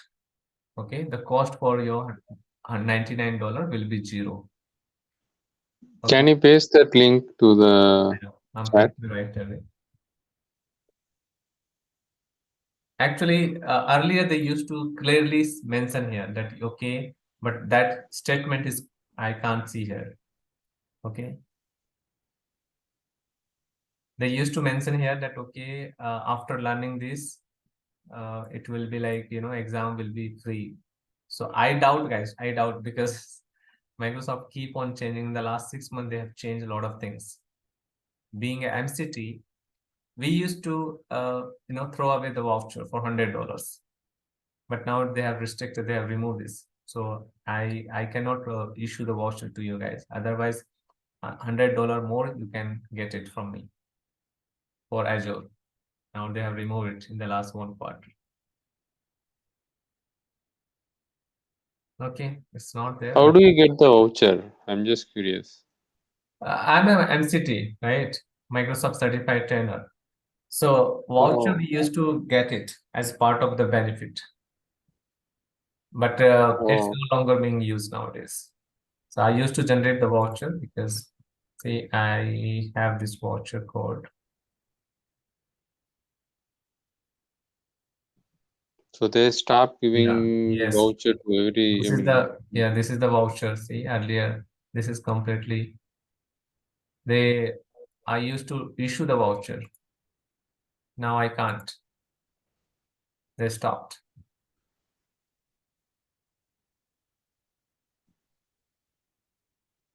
Okay, so just give a try, guys. Register yourself and attend this. And you do not have to be attentive, to be honest.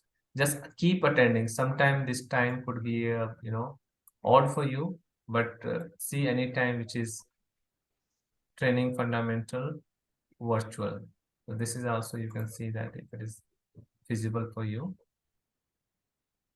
Yeah, it's there. the link you sent is not opening.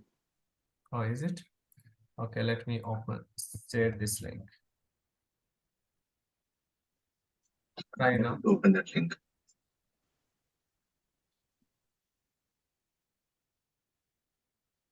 Okay, so just give a try and secure your spot and attend this. Probably you will get a kind of, email confirmation stating that. So once you register this exam, at any point of time, you can take the exam. So once you attend it, you have to attend both the days, guys. If it is 2 days program, it's not only one day. Yeah, this is the power platform. Okay, we are looking for this Azure fundamental. So here it is 2 days. You should not drop it, guys. If it is 2 days, you have to attend both the days. Then only you are eligible to get the voucher, or your email address will be eligible to have some kind of exam rebate. Okay. So please attend it, fill it, and then see that whether you are eligible to take this exam without spending a single penny. So with this, I would like to wrap up the session, guys. Hope it was informative. Tomorrow onwards, we are going to focus on AZ104. And the first thing first, we will be going ahead with the compute, Azure compute. Okay. So any questions before we wrap up for the day, guys? RK, you joined little late today, right? Yes. Oh, okay. No worries. You can just go through the recording. For the recording, guys, I believe you guys must be having the credentials. If not, you can ping it in the WhatsApp group and get your credentials. I'll be uploading here today onwards. Even to be honest, I was also struggling because they have given some AWS link. So I had uploaded there, and today after this conversion happened, I'll be uploading by afternoon, IST. The recordings were not able to access it. So even though I logged in, You can just reply in the WhatsApp group, RK. I don't have any control over there. I'm sorry to say there. You can say in the Debajit or Abhinav, anyone can assist you. You say that okay, this is the error message they are getting it, and probably someone from the backend team will connect you in 101 and fix it for you. Is it happening for all or is it happening only for you, RK? that I'm not sure, but it happened for me. Okay, how about other Priya, Mururas? You guys are. I didn't try. Actually, I got a URL and then some code from the Vijit, but I Yeah. didn't try. This is what the code and URL will be doing it. So do it today. Give it a try and let me know, or let everyone know in that group, WhatsApp group. Sure. So with this things, we can clear AC 900, right? Yeah, you can with this. And I told you that some study material and this event. You can go through the events. You should be able to crack. Study That's material. fundamental. Sorry if I missed. What is the study material? That study material which I told you, right? Microsoft study material. When you go through this study material, right? Fundamental, type here fundamental and all the skills, learning material. Yeah, you stop sharing your screen. 1 Sorry. minute, I'll share my screen again. Can you see the screen again? Acha, yeah, got it. Yeah. This part. Okay, here it Right. is, all this. In detail, you will get it. And Sure. fundamental does not have any expiry date, guys. Azure AZ104 has a expiry date for 1 year, but fundamental does not have. So I would recommend, if you're getting it free, please register yourself and get it, because this registration will close soon. Okay. Sure. Fine, guys. So if there is no further question, we can wrap up for the day, and we'll meet tomorrow at the same time with a new chapter, with a new module. Thank Okay. you. Okay. Take care. Okay, bye. Bye. Good night. Good Thank you. morning to everyone. Bye.